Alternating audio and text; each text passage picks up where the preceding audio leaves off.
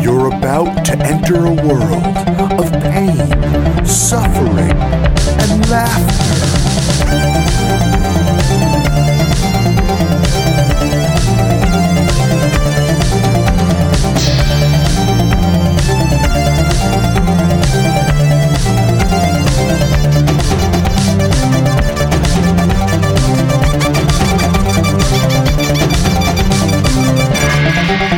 Worst gig ever.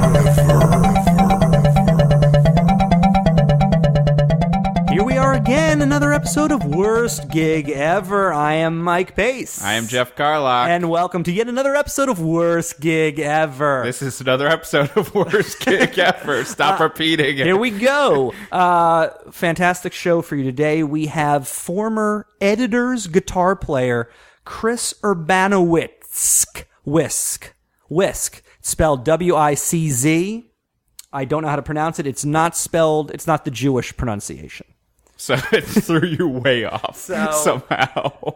It doesn't matter what his last name is. He's got the goods, though. He has the goods. He's got some fantastic stories about touring in a big fucking rock band. And don't be thrown off, he's British. That's right. So in case, don't adjust your iPods. There's nothing wrong with the stream. Got that English adjuster there. Don't do it. So stay tuned for that. Just special announcement. Want to say that today's show is brought to us and you by Brody's Jardiniere. Brody's Jardiniere, top of the game. So for all of your jardiniere needs, and if you don't know what jardiniere is, it's a fabulous melange of... It's pickled cauliflower, some pickled celery. It's pickled veggies. Pickled veggies is what we want to say. You can put it on almost anything. Yeah, or you could I just eat it out of the can. Straight out of the can like a hobo. Brody's Jardiniere is a proud sponsor of the show. Yeah, and we actually peppered in a lot of Easter eggs. Literally peppered in. For Brody's Jardiniere throughout the episode. So you might have to listen to it a couple times to really pick up on the nuances of this advertising. To pick those pickled peppers out of the podcast. Tongue twisters. Say that 3 times fast. And of course, you guys all know Brody's Jardiniere. If it's in there, it's Jardiniere. That's the world famous catchphrase. So I hope you guys enjoy this fantastic episode with Chris Urbanowicz. And if you don't, suck my dick. Fantastic.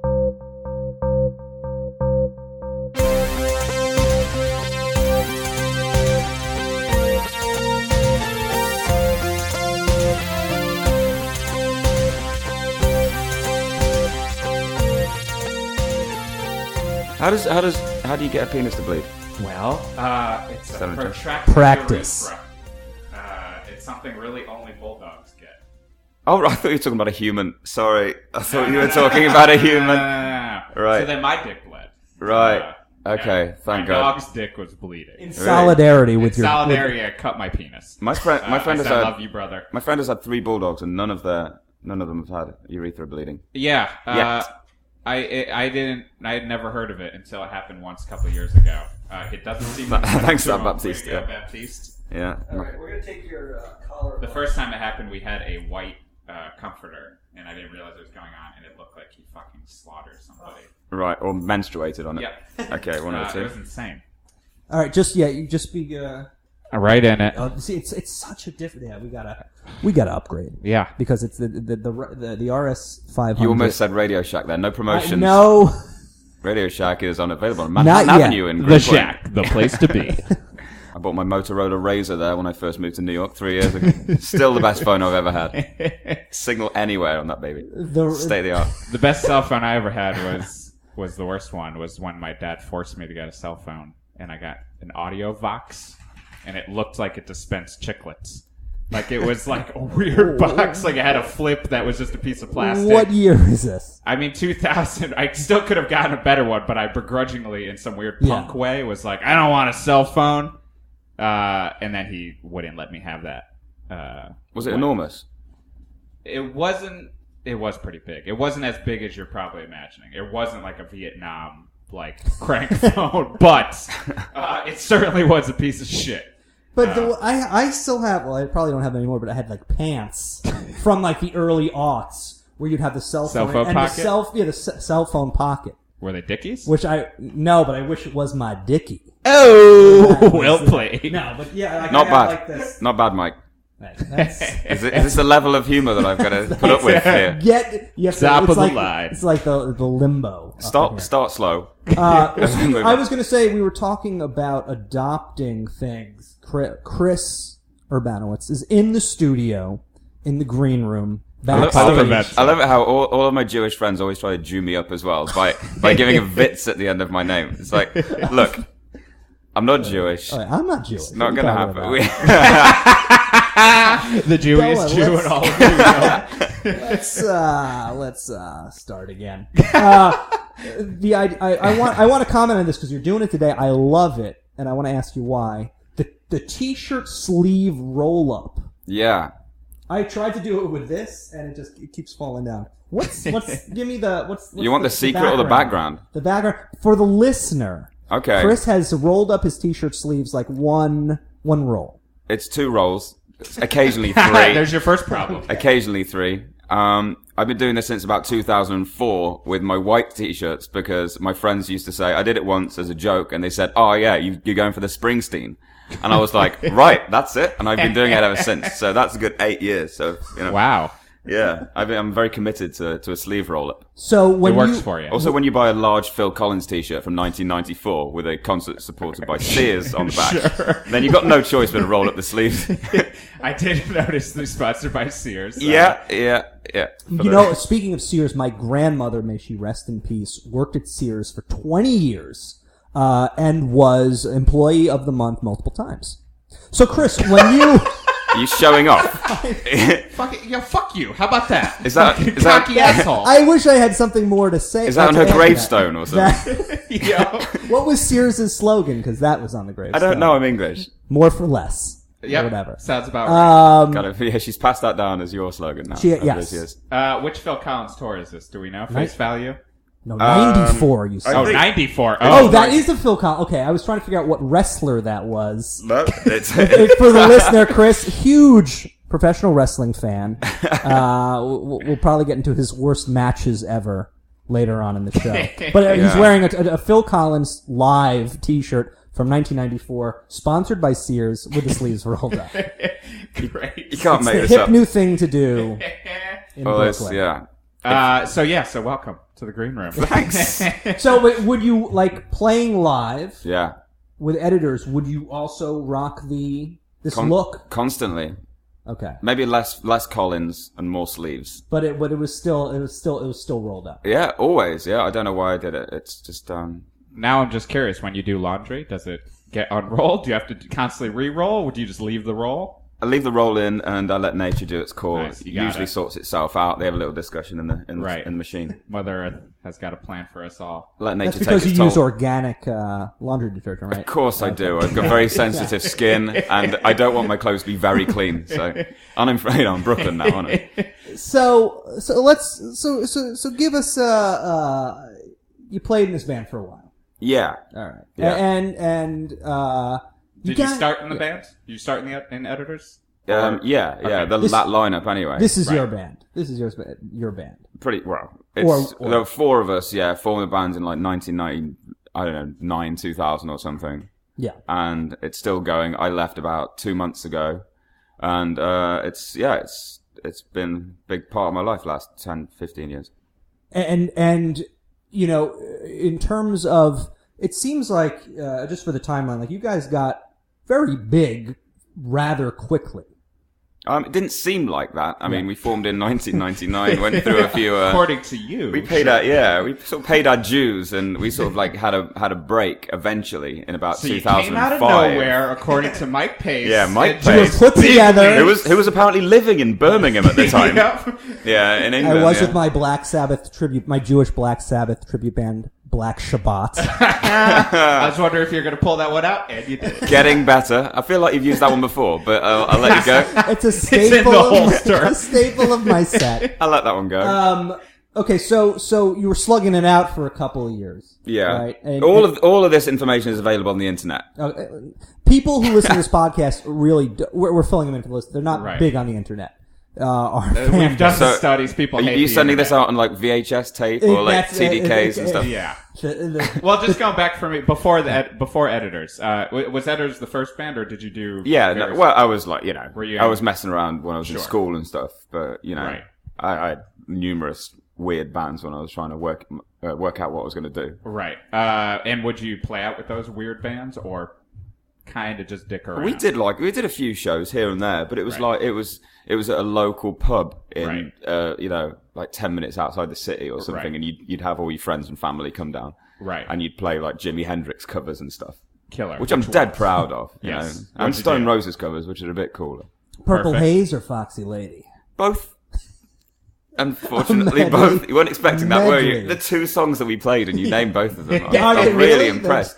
Yeah. Because those are two of his more obscure songs, so that's why. Good solos, and I was the guitarist, and I was kind of like the boss anyway. So when you started Editors and you guys are slugging it out, do you have any particular memories of that time that might constitute some shitty gigs?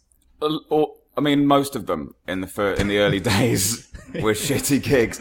Nobody wants to play in front of 7 or 8 people in a venue, and Right. our early shows were once we got signed and once we got a song on the radio, then it kicked off. I reckon the first round of really shitty ones we did, which is something that I've spoke to my agent about, and he said that he was trying to give us loads of shit gigs for our sort of morale, to try and keep us going, so we could appreciate what was going on. Appreciate the good ones. With Thinking about that sounds like bullshit, and he's trying to make some. Yeah. He's trying to cover his mistakes. He maybe wasn't doing a good job at that point. The thing is that these gigs were university summer balls. So For the listener who may not be in the UK, like a what prom. Like us, like you or me. Or, What's a ball? Yeah. a ball is like a prom, basically. So it's like, but it would be for university students. So you're about, you're 19, 20, 21. It's like the end of your year. You all dress up in suits, and, the ladies put on a very cheap but flamboyant dress and then go out and party. And the thing is that they don't want a band like us that sounds like we do, we were like we were getting comparisons to like Joy Division and the Echo and the Bunnymen and stuff like that. So we were playing these sort of like drab songs to these people who were just kind of just standing there, just waiting for us to finish. So the local DJ could play the Venga Boys, which happened essentially. Sure. So we did an entire summer of these where all I wanted to do was leave, and everyone else was like that as well. But once that was conquered, then that's my early memories of doing, my first really shit gigs since having a record out. Did those ones at least pay well? You'd think so, wouldn't you? Yeah. But, if you've got a profile, then they pay great. Yeah. Because no one wants to do them. Right. Because they're horrible. Okay. But, it's not like college shows in the U.S. where, at least for bands of our level, we've talked about this before. I mean, we got paid. You bank on those ones. Like Yeah. that's the payday. We got paid. Right. A lot of the times we were making, we were kind of cutting even, or Right. maybe making a little bit here and there. Right. And you'd get paid in sort of like, you get paid in food and booze and stuff. And like once we played in Lincoln, and we had to stay in the halls of residence. You know what that means? That's like, do you have them like dorms? That would be the dorms. Right. Yes, The dorms, right? So I was staying in this tiny little, looked like a prison, like a tiny little shoebox with a single bed in it and nothing else, like white walls and all this. And we were all staying in there as a kitchen at the end. I was like, this is awful. It's funny because the way you say halls of residence, it sounds so regal. Oh, It's not like we stayed in a shitty dorm. No, but it's your accent to the halls of residence. That's where the elites stay. yeah. Don't let my accent fool you. This is It was a bunch of shit. there was less amenities in prison. I've heard they've got TVs in prison, which is one more thing that we had, and PlayStations and a gym and stuff. I saw none of that. There was a box with a single bed in it. And so, but also at this time, are you guys driving to these shows in a van? Yeah, yeah. You guys are just doing. There's no real PFB. It was like this. We once counted the amount of decals on our van, which said PFB, which was the hiring company, and it came to 19. So we then we called it Pretty Fucking Bollocks. So that was the van that we used to go. It was more of a minibus than a van, not like a splitter, a minibus. So everyone else was like turning up to these, because we were still in India at the time, so it was like all of these bands turning up in like tour buses, and they hadn't sold a fucking dime. And then there's us who have like, we've got a top 20 single and stuff, and our record went to top 10 as well. And like we're there in a little minibus. Right. Like, with PFB emblazoned on it 19 times. I think that's what we did a 3-week tour, with Panthers in the UK, and the UK is different than every other place where they don't help you. Yeah. And so we didn't know what we were ordering, and I think we ordered something along those lines where we got there and it was like 5 rows of seats, extremely bolted in, no room for equipment. So we had to end up jimmying out the seats. And then later putting the seats back in and spray painting over the stripped screws. Sounds about right. That's ingenious. I actually brought my own pillow for those shows. Not joking. I actually brought my own pillow. Would you also? Well, this is something we've also talked about on the show before: is bringing a sleeping bag with you. Would you also, in addition to the pillow, bring a sleeping bag? No, I had a problem. I was a contact lens wearer, you see, and this is back in 2005, where if you fell asleep in your contact lenses for 5 minutes, right? You need a pair of pliers. 2005, before contacts really kind of took off. Before you could really was break. Kind of a glory year for contacts. It was one of my favorite years. Were you gas permeable contacts? Of course, yeah. All the air is going in and out of my eyes right now. I preferred sleeping bag myself, just because I hated sharing beds with anyone, and at most we had. So you would rather sleep on the floor in your sleeping bag than in like a king size bed? Yeah, that's definitely. mental. Yeah, I think there were just so many issues in Panthers. It was just like hygiene. Jay talked in his sleep nonstop. Justin was the most annoying snorer like ever, insanely loud. Our drummer Selaney rubbed his feet before he went to sleep and after when he'd wake up, and it always felt like he was jerking off next to you. Wow. And for he a was very like, short no, time. I'm just relaxing myself. And then Kip just smelled like cigarettes and booze. And so I generally chose the floor, which going off that too, and I wonder, we can all jump, at least for me, I'm amazed that I never got bed bugs on tour. Of sleeping in so many shit hotels. Yeah. Shit squats. Terrible. I have in a tour bus once. You what? We had in a tour bus once. Yeah. You had bed bugs on the tour bus. It was a form of bed. We were getting like bitten, so I guess it is bed bug, but it wasn't like severe. We weren't getting like an all over covering or something. But I do remember getting bitten on this one tour bus. Yeah. Really? That kind of brings up a question that I had. So you get to a point where in your case, you guys get signed. Yeah. And real money starts coming in, and you can kind of almost up the operation. Yeah. So you guys are no longer driving yourselves around in a van. Yeah. And then you have a tour bus and maybe a manager and all these other people helping you out. With that, because we never really got to that point, we're still driving ourselves around. There's got to be a whole other set of problems, I'm assuming, that happens when you reach a level where, like, okay, you're not necessarily worried about whether or not there are going to be people at the shows. There are going to be people at the shows. Yeah. What are these other issues that? The thing is, I was terrified when the tour bus first arrived. Because when we were in a van, because we still lived in England and we were only really doing English shows, or if we were going to do a European one, then we'd do like one and then we'd have a hotel afterwards or something. The thing about, driving, and like we lived in Birmingham, so it's like smack bang in the centre of England, so we could go and play a show and then, we could play in London and then we could drive back afterwards and then we could sleep in our own beds. Jackpot. So it's like great. So, you can shit, shower and piss and brush your teeth and all that. At home, tour bus comes around. Where are we gonna shower then? And I told my just like, well, I'm like, there's a shower on the bus, isn't it? That's what happens. And like, no. Like, well, where are we gonna have a shit on the bus, right? No.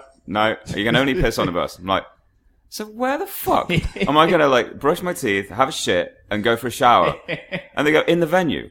In a venue. I'm like, what the fuck? Nobody told me about this before I got in a band, It was like, it's Ozzy Osbourne's tour bus, which he's got to himself, which is luxury and everything, I'm sharing it with like 15 sweaty boys. And, I'm showering in a place where a lot of people feel uncomfortable to actually put their feet down. Right. You know, I remember when we went to play Salt Lake City, and I mean, we only sold about 87 tickets, but that's another story. But I remember our bus driver just followed me in when I walked into the venue, and he's like, "Hey, Chris, before you do anything," he's like, "just wait there." And he went to the bus, and he saw me. I had a towel with me and everything, and he just like grabbed this like container in his hand, and he was like, "Just scatter a load of this over the shower before you go in," and it was bleach. I'm like, right, so this is how we do it then, is it? This is how, and that became my life for the next 6 or 7 years. That sounds glorious. It was I would honestly, like the big leagues to I've me. showered in places where you wouldn't piss in from a distance. Right. Like loop over a fence, you wouldn't even piss in there 'cause Yeah, it's too dangerous. I can only picture, like, I can picture the random clubs that had a shower and the filthiness level. Well, I remember, like, and Bowery... I lived in, like, a pretty filthy apartment, too, like, with 4 dudes who didn't clean anything, and I still was getting heebie-jeebied out by I don't any think. option. I mean, in all, like, I definitely remember playing places with a shower. Right. Like, I think like Bowery Ballroom has a shower or something. Yeah, I think they might. But Music Hall Williamsburg has a shower. But like, I've never once opted for the shower option. Right. No choice. But Yeah, you have no at a certain choice. point. No choice, yeah. I mean, it's either that or you shower once every 4 days. Yeah. That's your option. You shower on your you day can off. do the shower at the truck stop with all the 18-wheelers. But it's funny that you and the lot mentioned that. lizards. It's funny that you mentioned that because we kind of do something similar anyway, which is when it mainly happens in Europe at European Festival. It's something a term that I've coined, which is the cocks out. And I always sort of like ask when I get into a festival. I'm usually sort of like my always option was like, the more time you spend on the tour bus, the less time you spend at the festival. I don't like festivals. Right. They're dirty, they're filthy, they're noisy. I don't like People around you. That touching Yeah, you. exactly. It's- So like I would always stay in bed as late as I possibly could. So I was always the last person to shower. So I'd get in and like I'd ask the questions like, "What's the shower situation? Singles or cocks out? Cocks out. What are the towels like? They're movers." Now, do you know what I mean by movers? No. They just move the water around. They don't actually dry it. Right. I was like, is it, Possibly harsh. Yeah. Finished fabric, you can imagine. is it like single or 2 towels? Take a third towel for your feet and then 2 for up and down. Right. So it was like, so I need all of this information before I even ventured into going to this area. And then you walk into the shower and it was properly cocks out. So there was a corridor and then there'd be 5 showers on one side and 5 showers on the other. And a lot of it, you'd think, oh, like lots of sort of handsome rock stars and all this, Motley Crue are all shredding and all this. Bus drivers mainly in there. All the bus drivers coming out. They've had post-breakfast as well. Post-breakfast. So, and what are they having for breakfast? Some cured meats and a pack of cornflakes. No chance. Fried bacon, sausages, eggs. And they look like it as well. Like, Smells like a pigsty. the great thing is that you can't see their dick. Which is, just what I can only describe as a hideous obesity. But you know what? You bring up a good point. I spent some time in Los Angeles last summer with a buddy, and we went to the Hollywood YMCA. He's Right. like, we got to go to the gym. Right. So we went, and For networking. exactly. Exactly. This- You weren't perving, all right? I needed to make some contacts where I was just hanging out. It's the biz, brother. So I'm changing. I'm not. Look, I put the towel around. I change into my shorts. You're a modest man. I'm exactly. I'm so glad you're not filming this right now as well. For the listener, my penis is hanging. So do the workout, whatever. Put your pants back on, Mike. We don't need to see it. You can imagine. We come back. Your giant Baby penis leg. farts all over the place. I have a giant penis that farts on its own. So, but there's a steam room and like a sauna there. Love it. And Take a schwitz. And take a shit. My friend's like, let's take this. Okay, fine. And you got to shower beforehand. He strips completely nude, and I'm just like, and he said to me, and it totally showed me. He's like, Mike, this is no time to be shy. Oh, God. So I was like, Something ominous is going to happen when those words are... That sounds exactly like the time to be shy. Yeah. So whatever. Prison, basically. Yeah, exactly. Don't worry about it, boy. The best part I'm out about of it is, Pants back on. you're in there with like 70-year-old men. I mean, what do you got to be ashamed of? Your penis. Yeah. in your The same thing you should always be ashamed of. Your penis. The kicker of that is that it's okay. Whatever. You shower. You're fucking naked. Whatever. It's not a big deal. Saw a guy shaving his balls in the mirror at the Hollywood Yeah, YMCA. and there you go. That's why we prefer a single. That's the time. I think we'll wrap it up there. When That's the time. Yes. Thank you guys. Can't get for any better listening. than that. Scarred for Listener, life. I did shoot myself in the face again. Was he? I don't know why I'm asking this question, but was he wet shaving or was it electric? Was he trimming or was he bicking? Straight razor, dry as a bone. From what I could tell when I put my instantly regret face this. near his penis, it's like, oh, Can't get a getter at this See- one. Hold on a second. using a little aloe fresh for that sensitive skin. That's sensible. That's Little sensible. shaver's tip for you. So you mentioned festivals. You guys did the festival. Thank God we're circuit. back on track. There we go. Let's get Every back. year. Let's get back on it. Every year. So I mean, this is a thing. What kind of are we talking? The really big festivals or the mid-level festivals or kind Both, of all? yeah, both. I mean, we do big ones, and then if we're sort of like traveling to another, then we do like one in between, which is slightly smaller, just so instead of having a rest day or a travel day, Right. we'll go somewhere and we'll try and make a little bit of deal out of it, so we Right. can actually earn a bit of money. Because or at least not it's lose for any. the listener, but Europe, UK, they have more festivals in general. Like, Oh, there's in millions. the past 5, maybe 10 years, like there are those. there are a reckon handful of festivals in the we have, U.S., but not like over there. But what Oh I've my always God. wondered is that in Europe, it seems like there's literally a festival every weekend over the summer. Yeah, Like, yeah. how do these things... And that's what we were doing. How do they organize them so, like, okay, there's gonna be a festival in Holland this weekend, and then in Norway, there's like... Yeah. How do they all get together? Is there a big summit of the festival? I think, well, because yeah, they're the all... Illuminati. He You puts just it kind of out. understands. I think they've all got the same promoters all come together to a certain extent. And then if figure there's out. a small one, then they'll snick it into a But into it's a different literally, you weekend. guys are going from, it's just a weekend, kind of weekenders at that Sometimes point, we would do it all day, all weeks as well. We'd do a club show in between instead of coming home. Right. So it would be a whole summer away just doing festivals. Yeah. It'll take- When you're doing festivals, do they generally treat you all right? Or are you a little bit like cattle, where you're just kind of like get up there, do your thing, get I think off? we usually treat it all right. I mean, it depends on the level that you're at as well. And Right. obviously the bigger we got, the more comfortable it became. And the bigger the arsehole your tour manager is, the more comfortable you are Right. generally. There's times when bottles of Smirnoff gets returned, and in exchange for a bottle of Grey Goose or something of that equivalent. Exactly. The little things that keep you happy on tour. Right. As what you don't want is you don't want to have anything to complain about. Sure. So you just want life to go as smoothly as possible. Right. You don't want to be waiting around for anything. Right. And just, it sounds awful, but it's to say that. But it does. speaking of complaining, give us a festival worst gig. And A festival worst gig. Did All you- right. I can't really put my finger on it. To be honest, a lot of them were the same. That's the thing. Like, a lot of them were just the same. Right. There's been a few. I remember we played. I remember playing in Japan in a Summer Sonic Festival, I think it was called. Uh-huh. And we played in a baseball stadium at midday. And I don't know if you've ever been to Japan. No. In the summer at midday, it's really fucking hot. And like, I hate the heat. Right. And the sun was like straight on us.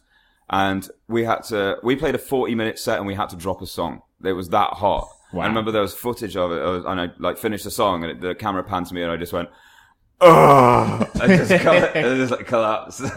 I remember that gig they had these 2 massive water cannons and they were just shooting the crowd like every 10 minutes. Just full of water. But And not these- the band. Not the band, no. I mean, again, we didn't get anything. Yeah. So, Right. yeah, we were fucked. Were the Japanese crowds at the festival? I've heard that Japanese crowds are very respectful. Like, they're very quiet. Yeah. A little bit more so than usual. Like, they're just very much just like, thank you. They for are doing between songs. Yeah, Yeah. it's weird. We did a co-headline tour with We Are Scientists, who I think have you had Keith on this show? Not yet? he's banned, actually. From the Is show. he? I don't Yes. blame you. I don't blame you. But, Yeah, we'll have him on soon enough. Okay, for all the lady listeners out there. But I remember we were doing this, and they played after us once, and I got into the mosh pit, and I was like, because I wanted to watch Weird Science, I thought it'd be fun, and it was the most organised and safest mosh pit I've ever been in my entire life. It was so nice to be. It was a lovely place to be. I remember, like, pleasant. after one song, I like finished my vodka, and it like had, so I had an empty plastic glass, so I threw it at Keith. Didn't go down very well in Japan, that one. regardless of whether I've just been on stage or not. It's like, there you go. Few bad looks on that. I remember actually you telling me a story about Riot might be a strong word. Oh, but was that also a festival? No, that was just, With the band Riot? Love them. I wish it was that easy. No, it was. I wouldn't say Riot. It was in. I think you're talking about Folkestone. That gig we played in Folkestone. Oh, the soccer stadium or football stadium for European listeners. No. It was just a regular venue, but it was like I think it was about 2,000. It was like a hall or something like that. And it was all right. It's like kind of down by the sea. It's a weird little place in England. It's one of those places where people don't really know exists. It's like you've heard of it, but you don't really know what it is. Right. So when we went down there, everything was like a normal day. I'd actually travelled down from Nottingham. It took 5 hours on the train, so I was already a bit grumpy. But we started the show, and everything was going fine. And then, I remember looking up occasionally, and I saw this very tall, bald-headed man, which is not really, but not like an old man who likes to go to editors' gigs because we sound like bands from the 80s. Like a bald-headed man who was going to beat you up. And it's probably skinhead, maybe. A skinhead. Yes, you could possibly say that. And they basically got halfway through the gig, a fight broke out, obviously due to this guy. And it's that sort of weird situation where I didn't know the fight was going on. I had my head down, I was concentrating. And our tour manager just came onto the stage and, took us off stage. And it's like, uh-oh, that's always the bad thing. And I remember just wait. And then a huge ruck broke out, and there was girls getting smacked, and guys getting beaten up, and then this guy got. I think he was beating up security as well, and I don't think they even kicked him out. And wow. We waited about half an hour, and I remember when we were waiting sort of side of the stage, just round the back, and there was it was sort of slightly outside. I don't know why. It was we weren't totally backstage, and there was a cage with sort of a glass roof, and then a sort of a glass partition. And it was like being in a zoo. There was monkeys sort of kind of running across the top. And it was these two kids who were trying to get backstage. Right. And they'd run around the back of the venue.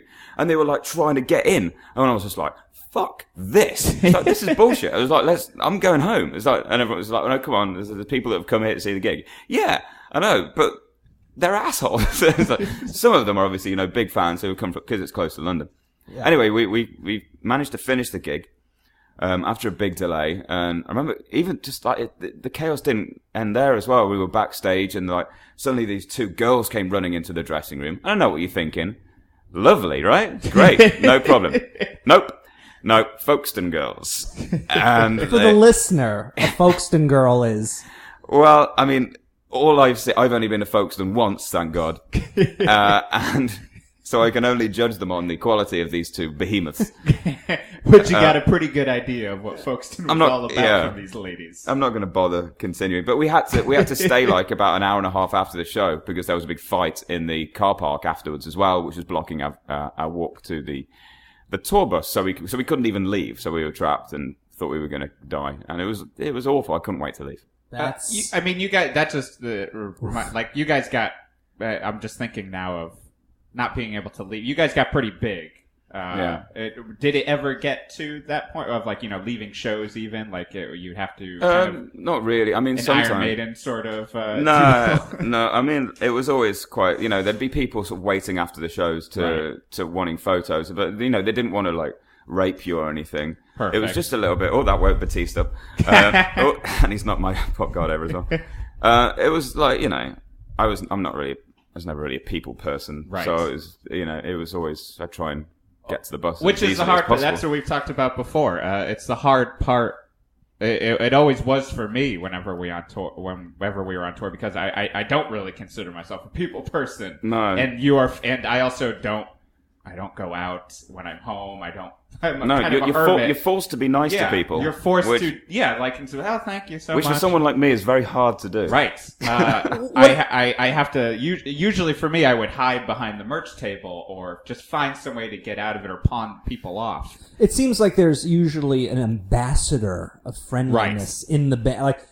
In my case, all the guys in Oxford Collapse were all pretty friendly, but it seems like bully for you. But there's usually one person who would talk to the press or whatever. Sure. And, Yeah. Yeah. It's that hard. point It is definitely, it's a hard thing that you don't, I guess you just don't consider it when you're thinking, like, kind of growing up even. Like, oh, man, I'd love to, like, play out and play, go on tour, but then all of a sudden you're like, oh, wait, I don't like being around people. Or here's a question. Here's a question. It's I can't just do it for myself. In my case, I never got over the fact that, like, people that I didn't know would be into my band. Like, it always kind of weirded me. I mean, I'm grateful for it because I know how I felt about other bands. Right. But I just always, like, it just always seemed weird to see people singing along and, like... Tattoos of your bands? Yeah, I don't know if we ever got to the tattoo. I know you guys got to the tattoo thing. Yeah, we But get a few. So. like, I mean... There's no good response to that. Like, it's just like, oh, very nice. yeah, I wouldn't have done that, but whatever. Voice breaking ever so slightly. exactly. Oh, yeah. Is For there a bassy point? voice. when all of a Looks sudden you're great. high-pitched. Yeah. I mean, is there a point, when you guys get to this very large level of success when people are fanatic about your band that it stops being weird and starts getting real? The real world. Yeah, I mean, Can you I get was the never. phone? It was never the singing along to the music which I found weird or anything like that. It was, when I was a kid growing up, I sort of like I wanted to be my heroes. I didn't want to meet them. I didn't want to photo with them. Didn't want an autograph. Don't care. Right. So it's irrelevant. It's like never. I just don't care, and that's always something that I didn't really understand. It's like, why do you want my autograph on this? It's like, is that to tell other people or to make money? I don't understand. But some people like that, and it's never the hot girls or the cool guys after the gigs, is it? That's doing that. Do you know what I mean? And, It's always just the weird dude who wants to hover a little bit too long. always on his own. Always got a disposable camera with him as well. Why, The super fan. He's the only guy in the world that still buys disposable cameras. Right. He steals them from tables at these balls. At these, or high these school conventions, proms. I remember playing a show in, I think it was in, not Rome, it was in Italy somewhere, and we loaded in to the place. And I mean, this is at whatever it is, 3:34 in the afternoon. No one is there except for these 3 totally crazy, weird-looking, 45-year-old Italian men who were clearly mentally ill. Sounds about right.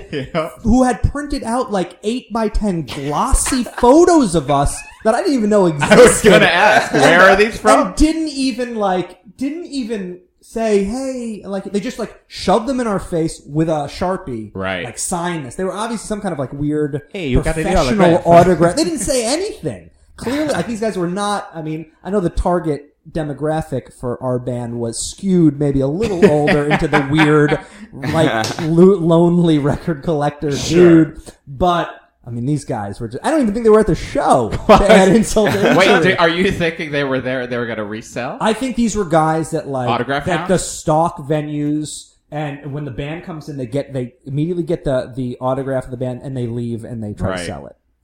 So Godspeed to them. yeah, these guys. It's a strange world, isn't it? Those Oscar Collapse autographed glossies are going to be. I'll be checking eBay later, my friends. I'll be selling them. It was me. I had a disguise. Yeah, What- before I leave, can you just sign a couple photos?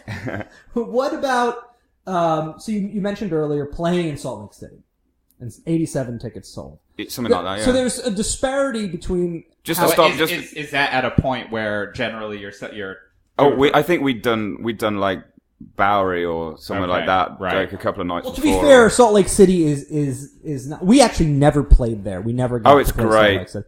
I think we always drove through. No, Yeah. that was. It's weird because I've been to Salt Lake City when I was younger on vacation. I'm a Mormon, but Huh? but You really slide that fucker in there. That's the other thing. Getting drunk is difficult in that place, But it was. Yeah. We never even drove through Utah, which is right, ironic because you need to be drunk to get through to that. play it in Salt Lake. Lately, it's become something that keeps showing up in comedy podcasts of being a good place to go. Well, because people think it's an appreciative audience because Yeah.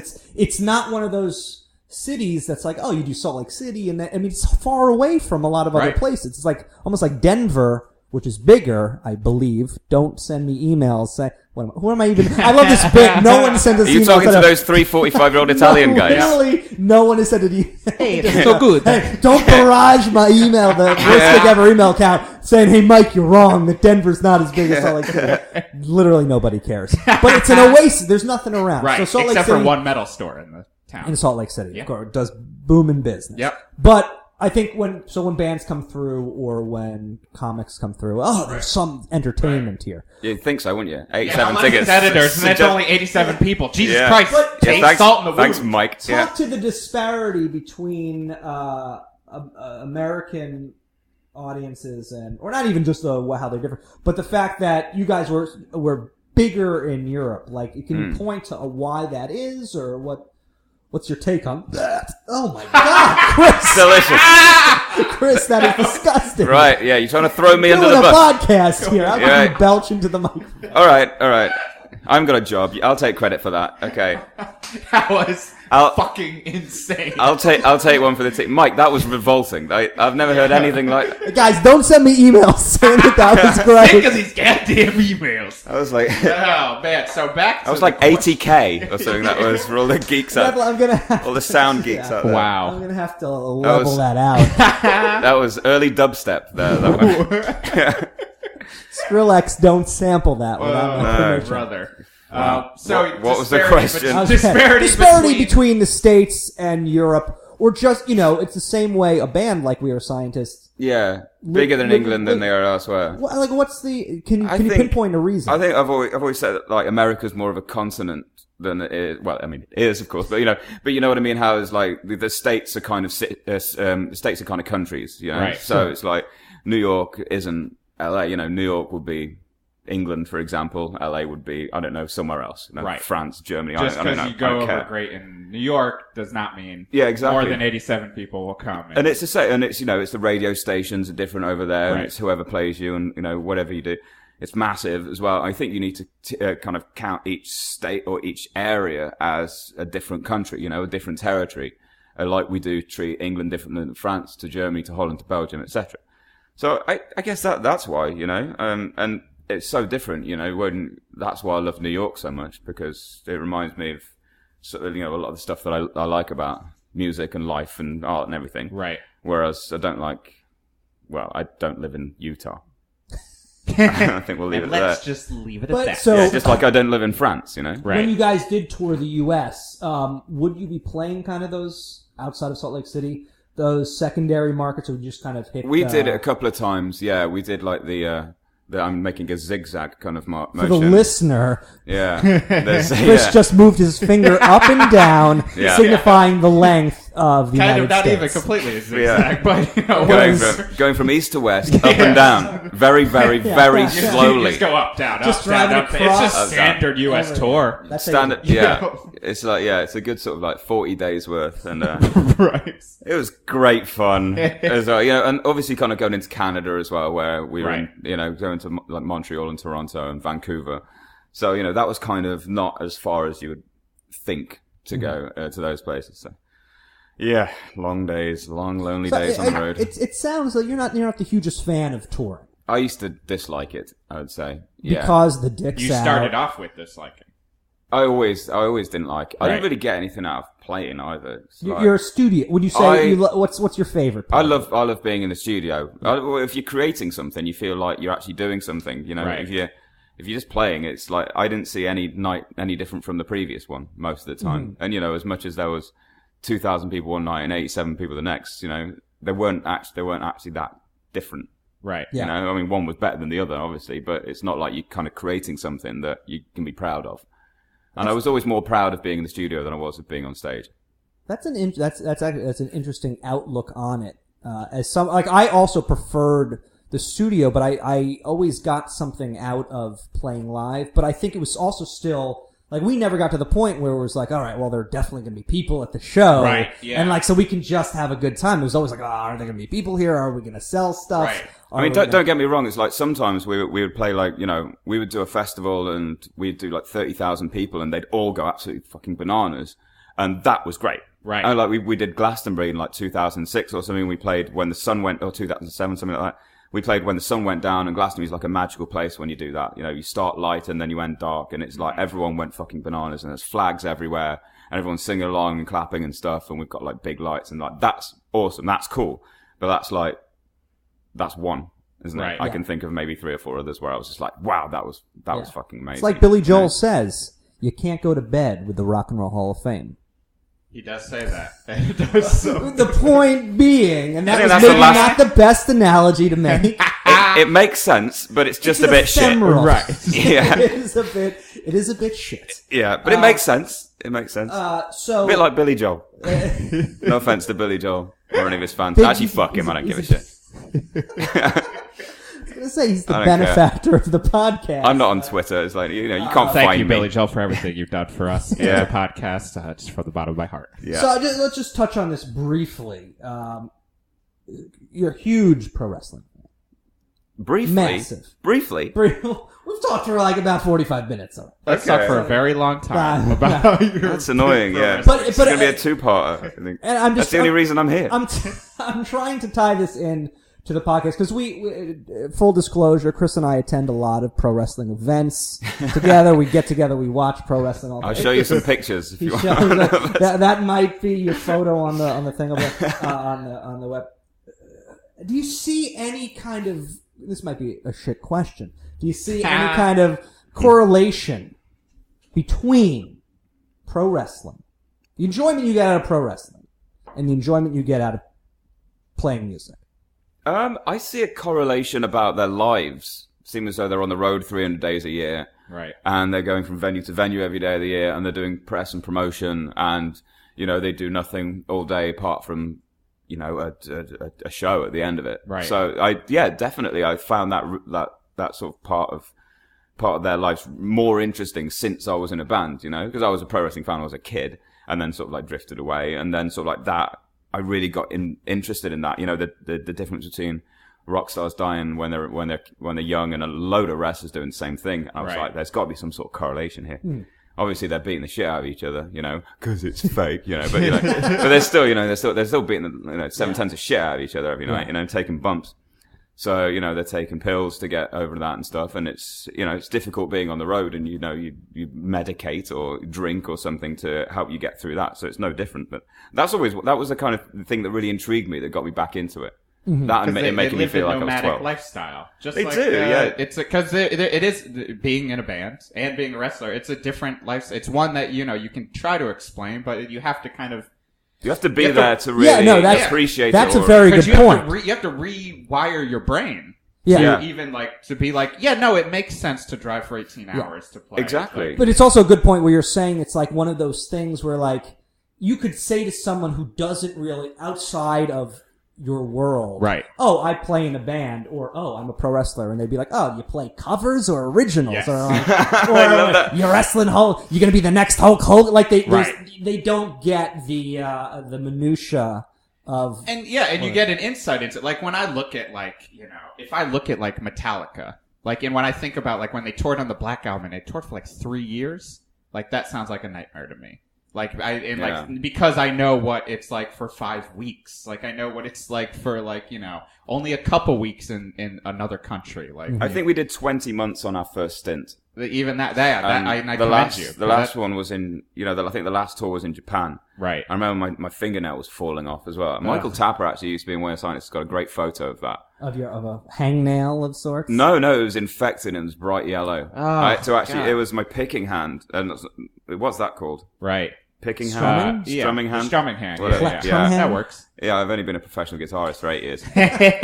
So I was battering the shit out of it and obviously, cut it and because you're on the road, there's nothing you can do about Right. it. So it ended up getting infected, half the finger over the top. And I had to actually change my, picking style to my middle finger and my thumb instead of my first finger and my thumb, which didn't work, obviously, because, been doing that for the entire life. And so I kind of kept flicking around, I did injure again. Because I was on tour constantly, I was playing, it had no time to heal. So then another, nail started growing over the top, but it was halfway through. It was halfway through growing out. Butthole clench so much. I haven't even finished yet. So it's sometimes it would because my old fingernail was still growing out because it was dead. Right. So I had half a fingernail on the tip that was living on my underneath fingernail that was growing through. So it kept on clicking the strings whenever I just made a slight So I had to. It's like you had a 12-string guitar. You just see it. Yeah, it was like all of these. So I had to fill the gap in with gaffer tape, and then cover it in fake skin for about 3 or 4 months. For the Forgot to mention listener, that. I just threw up. That's a fantastic story. Yeah, but I think that nobody knows that illustrates- either. You don't want to moan about it, or anything. Right. That You, because there's always Tony Iommi who just cut off his fingers and then. Well, it was tempting. It was an option at one point. Right. I went to the doctor and I was like, I remember the exact words. I was like, I think I need help. And the woman was just like, no, you'll be fine. And she just dressed it and sent me on her way. I'm just like, for fuck's sake, woman, I need like Right. some antibiotics or something. I need some help. And she's like, no, you'll be fine as long as you don't catch it. I'm like, have I not? I told him that I was in a band. I kept catching it. Right. But I need like a fix or something. And how did you pick your nose? uses Valid question. ambidextrous. You make you illustrate the larger point. Like you're on tour for and for bands like ours that were like, okay, we go on the road for 4 or 5 weeks. Yeah. We're driving 5 the to band. 6 weeks We're time. dealing with the promoter. We're Right. dealing with the merch. Right. And you get to a point where that stuff is not an issue anymore. Your Yeah. job is to show up at the show and play the songs. But you're dealing and so Which not lifting the equipment is the part that sounds most like a dream. well, that sounds amazing. But That was being great. a bass player. what That I'm is the best- saying oh, is that God, yeah, that's the best bit. the idea is that now you're dealing with like this whole set of like for some people, oh man, I sit on a tour bus, I play these big shows, I Yeah, you play make video money games for and- 20 months, but that's it's not all gravy. Is what I'm trying Well, I to didn't have a life and I didn't have a home, so it's Right. like that was my life. And it was like, it was interesting, it was cool. Yeah. And I felt like I was living for the first time in my life, which was awesome. But like, I didn't even have a house. For like the first sort of 6 months. I lived at my manager's house, like in their spare room. Because you'd So we come had to- home for like days at a time. Yeah, well, like Or a day. So I just Yeah. I just sort of crash out there. They had a cat called Munich, which ironically was our second single, a little fuck. And I didn't have a door on my room, obviously. So I used to Obviously, I like- used like- to. I don't 'cause know. there are no it was doors that in- kind of house, and so I went back. I was like get home at like 3 a.m, and it was like a little kitten, although it was massive. So I used to leave my trousers on the floor when I just like pass out, and I just wake up at like 6 a.m. hearing this. And the little fucker was pissing on my trousers every single night that I'd forget, Or if I'd like leave it near a plastic bag, then I'd hear this on the plastic So you'd bag. be a hobo. You were a hobo essentially for about 6 or 7. Yeah. Well, 6 or 7 months, Yeah. until I moved out. I guess what's interesting is that your responsibilities totally shift in that Yeah. you don't Yeah. have to worry about the normal everyday routine. Yeah. Really, what you need to worry about is getting on stage and playing and Right. doing promo. And let's just briefly touch on your press days. Oh yeah. Like you'd essentially be spending all day doing interview after interview, talking to a couple of idiots who are trying to Asking the make same you laugh. questions. And Yeah. I was referring to us. Oh, there you go. Ba-dum-ching. Yeah. I thought we were going to go down the wrestling route there, Well, and then we. I want to get back to it. All right, let's Don't get me back wrong. to it. Let's just give touch me- on this give now. me a nugget from like just the torture of a press day. I pressed it right. Basically, A press, literally. brilliant. And I think we peaked about like 10 minutes ago, and then we're heading back down again. We're wrapping it up. It's starting to go really grey outside, ominously grey. So when I leave, I'm going to get absolutely pissed on it. Anyway, so it was like, you do press days in certain countries, just before your record was going to come out. So we do like a couple of days in Holland, a different place in Holland, a couple of days in Belgium, stuff in France or whatever. And sometimes Japan as well. We used to do press days in Japan, which were painful. Because regimented but painful. Because at least if there's an English person you're speaking to, you can have a bit of banter with them and you can go off piste a little bit and you can have a joke. It's a bit harder if they don't speak much English. If they speak no English, they have a translator. The guy translates something to you. You say the stockist answer so they can understand, and then they translate it back, and then you start the process again. And then this happens from about 9 till about 12, then you'll have an hour break for lunch, and then from about 1 to about 6, and then you go to dinner, and then you have to go out or something. I don't know what happens, and then you just go to bed, and then you wake up at 9 in the morning and do it all again. The same questions, the same Right. people, and Trying this to is be what I was saying excited. before. This is why I don't drink coffee anymore. I just can't, because it just reminds me of these press days and like drinking, just because you're so weak. Your brain's fried just from doing the same thing, and it's like such a mental task just to get through this thing. It sounds easy. The more I think about it, the more I don't think people would really understand it, what it's like, and just speak. You're also speaking on a subject where you haven't thought about these things. You know, right. you haven't. Why did you do this? I don't fucking know. You're just like, doing. You're not music. thinking. You know, it's art. It's like this is what you do. You're not purposely going about what's your message. It's like, right. Fuck off. So I'm just trying. All right, guys, what's our message? Let's figure this out before we start exactly. this song up. Exactly. Why did you do this? Why did you do that? Yeah. I don't know. It's just like it's fun. It's like you don't understand that bands don't communicate to each other. No, we don't talk about. You Right. don't talk about like what music we're going to make, or you know, or sort of like what agenda we're going to have, or what clothes we're going to wear that day. We talk about like, I don't know, Wrestling? video games and wrestling, and like booze and stuff, and like where we're going to go tonight and stuff like that. You know, I don't know. Press man. Press sounds like- days, yeah, you I mean, become for a me, real yeah, rider. we did one of radio junkets, and that was only like 2 hours, and that felt like a nightmare to me. Of just like a whole list of like, Oh, that's hey, Boulder, great. Colorado, WHEW, Yeah. this is Panthers. You don't know who we are, and you're never going to use this. All right, let's do another one. Yeah, doing those in Japan are great as well. Just obviously because sometimes you've got to speak Japanese, sometimes you don't. But also Do there they was like, write it out phonetic? And yeah, they do. But there's a place called Fukuoka, and when you're tired, it's really funny. And there's like DJ shit twat or something like that, and you're just like, you're like, oh come on, and you're trying to get through them, but you just do them bang bang bang bang bang and just Right. get them done. I remember once speaking about the repetitiveness as well. I think we once signed. I think it was 2,000 singles as well for a giveaway. That was horrible. Right. It took ages, and I remember by about 300-400, my signature just didn't look the same. Right. It was just a squiggle. I was like, oh shit, I need And to I stop. thought sending thank you notes for my wedding was bad. Boom, boom. Your nail wasn't messed up at that point, was it? It was around that point actually. Yeah, Really? maybe that was the cause of it. Yeah, there you go. But Thanks a lot, we got fans. to the stage where we like signing them like Gary and stuff like that. And I Right. didn't give a shit. It's like Right. 2000. For the listener, there was no one named Gary in editors. I mean, we did start calling our drummer Gary, but that's a different story.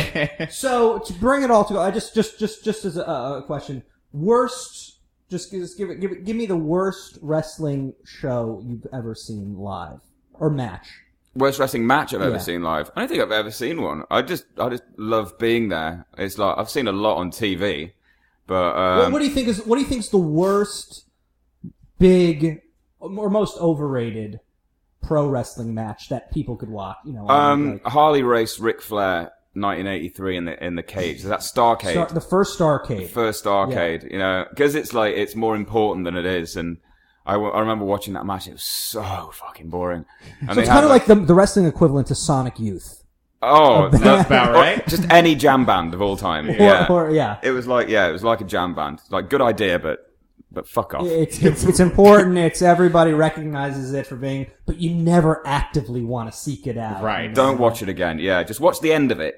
And it's even got like a botched cross body at the end as well. Like Ric Flair doing a top rope move as well.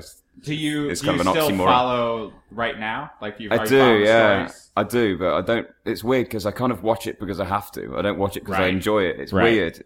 But it's also like there's a special. I know that my interests lie in like 70s and 80s, and I know you also share some of that as well Yeah. as 90s stuff. Yeah, a little but early there's also there's sort of some love lost for what's going on now because it's just not the same. I mean, it's exciting for certain people and for certain storylines. The only thing I know going on is CM Punk.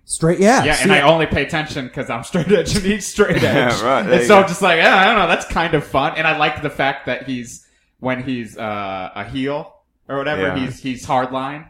And Oh, then when, yeah. when he's a good guy, It's like, do what you want. Yeah. Yeah, it's he's, like- he's like, yeah, I don't care. I'm in moderation. And the only time I've ever seen him was, and you can probably answer, who was the guy who was the Texas oil tycoon? oh, JBL. Oh, JBL. okay. He was fighting. JBL had the belt, and he was like, CM Punk, I'll give you this belt, but you need to do one thing. Yeah. Take a shot of whiskey. And like CM Punk's looking around. He's like, no, I can't believe he's making me do this. I want the belt. and then he brings it. He like waves him over with it, smacks the whiskey out of his hand, takes him down. So it's and all of a sudden, I had X's on the back of my hand, and I was psyched. Well, okay, just give me a little background because I am not as interested in what's going on. Like, we'll go see Ring of Honor or something, and but like I'm not as invested in the story. So CM Punk actually has some kind of punk. Like, is his backstory that he's like a punk rocker from Chicago and he's straight edge? Yeah, and he actually he's is straight edge. He's got straight edge tattoo. He's got the Pepsi tattoo because Brian Baker. From Minor Threat had a Coca-Cola tattoo. Yeah. He's a big Rancid fan, and you know, he's like, I think he leans probably more towards kind of shitty pop punk, world of straight edge. But like he's not listening to Vegan Reich or Earth Crisis, but it's still interesting. But I guess he is legitimate. Like he's not like I don't think he's like what was her name, Lena? Maybe she was the female wrestler. Oh, Lita, Lita, who was like Bobo from Avail's fiance in real life, who actually was my friend. One of my friends was her old roommate in like from the Vales. Virginia. I remember that band. Huh? Is that the Vales that you were talking about? Avail, I remember that. Yeah, she was engaged to Bobo. Avail, yeah. Oh, right, they were like an American, like kind of pretty popular underground punk band in the mid-90s. But they had a dancer named Bobo. Yeah. He was just the guy who danced, but she was engaged to Bobo. And then broke up with him to go to Mexico to wrestling school. Oh, no, wait, this is beforehand, right? Yeah. But see, I think it's actually fascinating that something like, I think that CM Punk's version of straight edge is a direct a result of like the kind of pop punk / emo in quotes explosion of the mid-aughts, where it became like you go to high school now, and it's like it's not the jocks and the nerds. It's like everybody listens to like some variation of mainstream kind of mall punk. Kids today, man. And this new version of straight edge is so distilled from what it originally was. But it's still kind of cool. They don't fucking understand my sacred vow. Well, but it's still kind of cool that something like the WWE will like have a huge popular character whose gimmick is based on this and all like, the punk merch idea. Too. All the merch might as well be like fucking Andrew Thomas Company. Like if you're not straight edge now, you never wore shirts. Yeah, no, because like I had like students in my classes like coming in with like giant like X fists. Like, and I was like, man, that looks like a mouthpiece shirt or something. I think it's cool, though, that there's like, that it's a new gimmick. It's a new gimmick as well. So anything original, I think, is right. It is, it is definitely. I mean, I laughed out loud when he knocked that whiskey shot. I mean, I was just like, that's kind of genius.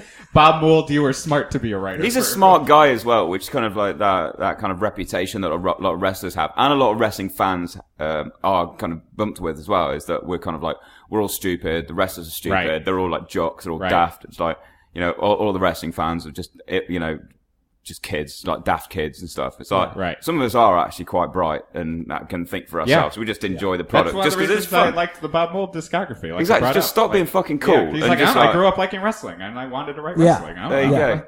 Whatever. And the other thing about that as well is like I've met like a lot of famous sort of musicians and actors and stuff, but I only like really kind of got starstruck when I met a wrestler. Right. Which was like, Which was who? Well, it was Daniel Bryan.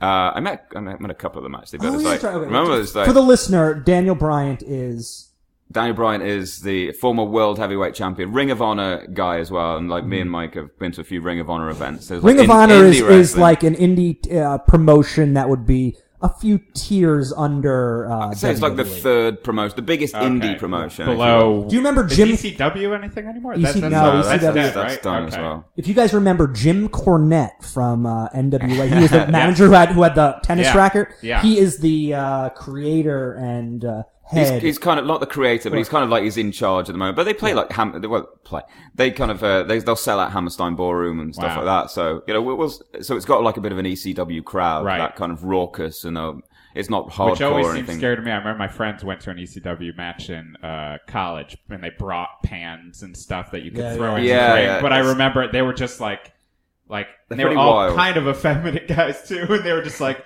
all of a sudden they just kept yelling faggot. And I was like, I thought they were going to murder me. Oh, that still happens. Yeah. Something's Chris and I show up with our jean shorts and I roll back. Yeah, exactly. Confederate flags on the back and stuff like that. Yeah, the whole shebang. So to wrap this whole shebang up with a nice little bow. bow. Question that we always end on, and I'm curious to get your answer on this. What do you think of the word gig? Gig. I think gig is the because that's an interesting question actually. Thinking about it, thought it was a shit question at first. More I think about it, getting a bit better. I hate the word concert. I don't think I've ever done a concert in my life. Really? Oh, we like supported REM a few times. I think those were concerts. Right. Like you know, I see like Madonna does concerts. Right. And we do gigs. You know, I've never done it. I just think there's a complete difference on that. And I remember in Italy, they would always say, you know, after, you know, the 45-year-old guy would always get your autograph before, they'd always go, have a great concert. I'd always be like, you know, we're playing like a little, like 300-seat club or something. It's like, okay, I'll have a great concert. I was interested in getting the European point of view because we always call them shows. Right. When you Shows, shows. I mean, we going do off that. this, the delineation is we played shows. He played gigs. If we have gotten more popular, we might have played some gigs. But we probably would have never played concerts. No, we'll never play because concerts. we'd never be opening for REM. You might have. You might have, yeah, you never know. I know might- some really shit bands that have opened for REM. And so the future's looking bright right now. Your palette is wide open. Palette Yeah, is the wrong word I'm- to use. No, your palate. The palette is one word I use all the time to describe my being. I'm kind of on holiday at the moment, so I'm like got a few things that I'm maybe going to do, maybe not going to do, but at the moment I don't need to do anything, which You're is nice. taking it easy. I just need to take it easy for a bit. You know, I've been non-stop, like full blown for about 10 years, and now it's nice just to sort of chill out and just hang out with my friends and not have a care. I love Perfect. it. I love it. And It's so, cool, man. you know, in order to do that, I just want to make sure you get home safe. Thanks a lot, Mike. Can I get a lift? I know I'm only 6 blocks away, but it is raining. Do you have an umbrella? Worst gig ever.